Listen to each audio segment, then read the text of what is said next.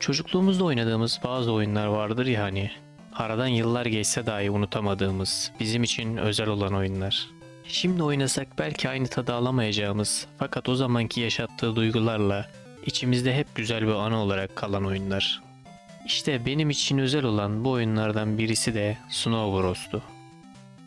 Ben 6 yaşındayken ve henüz daha okula başlamamışken bir gün babam ve abim dikdörtgen şeklinde uzunca bir kutuyla eve geldi. Kutunun içinde klavye şeklinde uzun bir cihaz vardı. Cihazı o zamanki küçük Yumato marka tüplü televizyonumuza bağlamışlardı. Kutudan ayrıca 2 adet kontrolcü, bir adet tabanca ve bir kaset çıkmıştı. O zamanlar o cihaza Atere veya Antere gibi isimlerle sesleniyorduk. Sonradan adının Atari olduğunu öğrendik. Hatta çok daha sonradan Atari'nin ev konsolları üreten bir marka olduğunu, aldığımız cihazın aslında Atari markasına ait değil de Nintendo'nun 80'lerde çıkarmış olduğu NES isimli konsolunun sahtesi olduğunu öğrendik. Yanında gelen kaseti cihaza takıp televizyona ilk kez bağladığımızda sanki ev bilgisayarı gibi bir arayüzü vardı. Arayüzde fare imleci ve ikonlar bulunuyordu.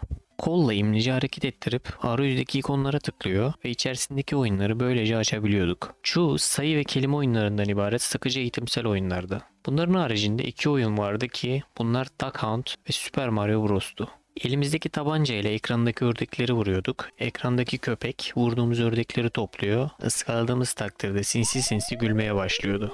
Bu daha önce tecrübe etmediğimiz oldukça şaşırtıcı ve bir o kadar da eğlenceli bir deneyimdi. Super Mario'dan bahsetmeye bile gerek yok. Bu oyunlar hayatımda ilk defa oynadığım oyunlardı. Bunları bir süre oynadıktan sonra çabucak sıkıldık. Ta ki her çarşamba günü ailecek gittiğimiz pazar alışverişlerine kadar. Pazara gidiyor, haftalık pazar alışverişlerini yapıyor ve son olarak dönüşte her şeyin hakikaten de 1 milyon liradan satıldığı bir milyoncuya uğruyorduk. Kasanın yanında her renkten Atari kasetleri bulunuyordu. Bizim için bu hazine bulmak gibiydi. Her hafta olmasa da bazı haftalar bu kasetlerden satın alıyorduk. Çoğu zaman hep daha önceden aldığımız kasetler bulunuyordu ve her seferinde yeni kasetlerin gelmiş olmasını umarak gidiyorduk. O zamanlar annem her perşembe merdiven temizliğine gidiyordu. Bir gün beni de yanında götürmüş, apartman sahibi de bana 5 milyon lira harçlık vermişti. Eve dönüşte kaset almak için 1 milyoncuya gitmeye annemi ikna etmiştim.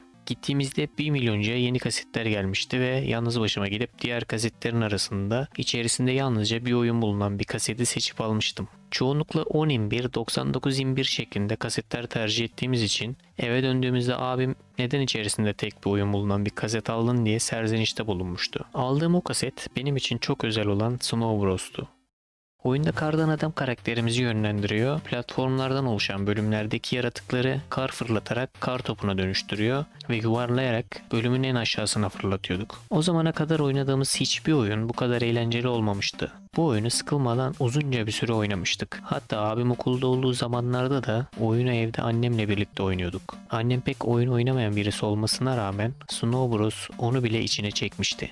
Annemle oyuna iksir kapmaca adını vermiştik. Çünkü bir kar topuyla birden fazla düşmanı aynı anda yok ederseniz oyun sizi kırmızı ve mavi iksirle ödüllendiriyordu. Nadir de olsa yeşil renkli iksiri düştüğü de oluyordu. Kırmızı iksir karakterin hareket hızını arttırıyor. Mavi iksir de attığımız kar topunun boyutunu büyütüp düşmanları daha hızlı kar topuna dönüştürmeye yarıyordu. Nadir olan yeşil iksir ise karakterimizin kafasını büyütüyor. Balon gibi bölümde dolaşmamıza yarıyor ve değdiğimiz düşmanı anında yok etmemizi sağlıyordu. Oyunda her 10 bölümde bir karşımıza bir boss geliyordu. Oyunda ilerledikçe bölümler zorlaşıyor, karşılaştığımız düşmanlar da daha tehlikeli oluyordu. Bölümlerde ayrıca sadece ateş ettiğimizde ortaya çıkan, aldığımızda puan veren gizli eşyalar bulunuyordu. Bir kar topunu fırlattığımızda eğer diğer oyuncu topun önündeyse o da kar topu ile birlikte yuvarlanmaya başlıyordu.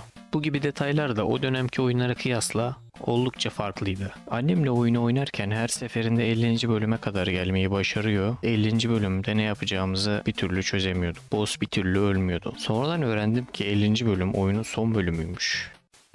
Zamanla Atari'miz bozuldu ve oyunu oynayamaz olduk. Yeni bir Atari aldığımızda da oyunun kasetini çoktan kaybetmiş ve farklı oyunlara yelken açmıştım.